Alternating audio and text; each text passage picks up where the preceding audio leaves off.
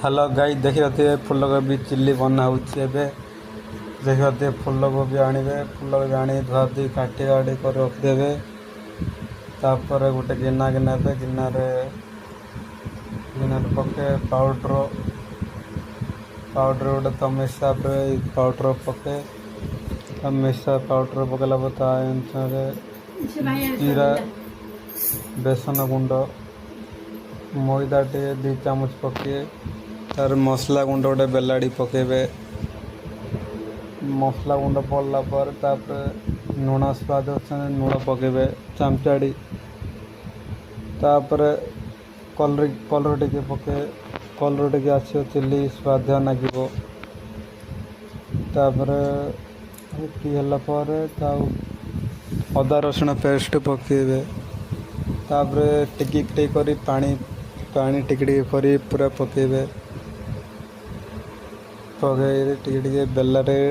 घांटे भल पेसरे पानी कम कम पकेबे न तो बेस पानी आइले भल लगनी से पानी टिके पकेबे बेलारे चामचार घांटे हाथ में घांटे हेनी देखिए जो सुंदर है फूल भी पकईरी मिक्स करदे मिक्स कर गोटे मिनिमम 10 मिनट छादेवा कहीं ये छाड़ले ये मसलाटा भितर जरियो ये भितर वीडियो को फास्ट रु लास्ट देखु वीडियो को भल लगे लाइक करूँ सब्सक्राइब करूँ कमेंट निहाती करूँ तेल गरम करदे तेल गरम कर फूल गुड़ी पके छाणीबे गैस मीडियम रखी गाड़े न तो फूल भी पड़ज देखिपे जो प्रकार होने वीडियो को सब्सक्राइब कर रखु आपण आने सर्वप्रथम वीडियो पहुँच आपणकर यूट्यूब चैनल रे वीडियो देखा हेल्ले वीडियो को सब्सक्राइब कर रुहतु सर्वप्रथम देखिए आमर चैनल रेसिपी तैयार देखो फूल भी गाधे तापर गोटे टावर ने टावर काटा रखी जिनस पकईदे घाटे भल भल मीडियम साइज काटे देखिए तापर पियाज पकेबे पियाज एमती साइज काटे पियाज केमी मीडियम सीझ पियाज को बेसी सीझेबेनी तापर शिमला मरच पकेबे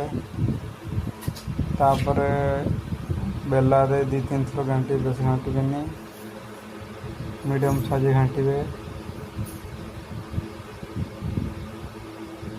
दही भिनेगर पानी पकेबे पानी तार चिली सॉस टमाटो सॉस पके मिक्स करी पुणी घाटे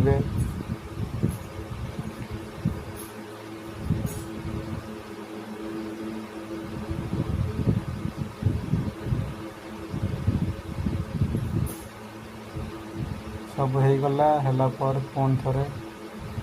मिक्स करी पूरा घाटे नले करे नागिज थोड़े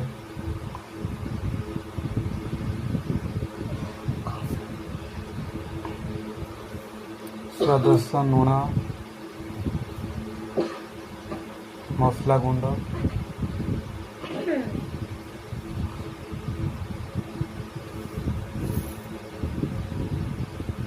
देखिपे जो प्रकार पानी दिए मीडियम पानी देवे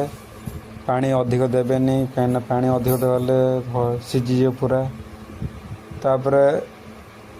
दही दही दही चूना टिके पानी मिक्स कर ऊपर छींचीदेवे कहाँ पाइना छींचीले टिके तार फ्लेवरटा टिके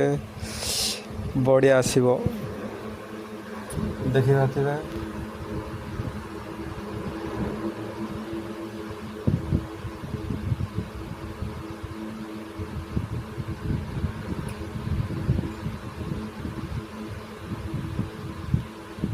आपर कोबा फूल भी काटा दिया रखार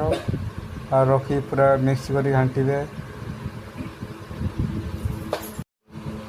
देखिए जो सुंदर भाव होगा आमर कोबी फूल कोबी चिल्ली ଏମିତି ନିହାତି ଉପରେ ଭିଡ଼ିଓକୁ ଥରେ ବନେଇ ଖାଆନ୍ତୁ, କେମିତି ଲାଗୁଛି କମେଣ୍ଟ ଉପରେ ଜଣାନ୍ତୁ। ସେଥିରେ ଆପଣଙ୍କୁ ସର୍ବପ୍ରଥମେ ମୁଁ ଭିଡ଼ିଓ ଆଣିବି, ଆପଣମାନେ ସର୍ବପ୍ରଥମେ ଦେଖିପାରିବେ। ଆଜି ପାଇଁ ଏତିକି ରହିଲି, ନେକ୍ସଟ ଭିଡ଼ିଓରେ କେବେ ଦେଖା ହେବା। ଆପଣମାନେ ଏମିତି ଭଲ ପାଇବା ଦିଅନ୍ତୁ ମୋ ଚ୍ୟାନେଲକୁ।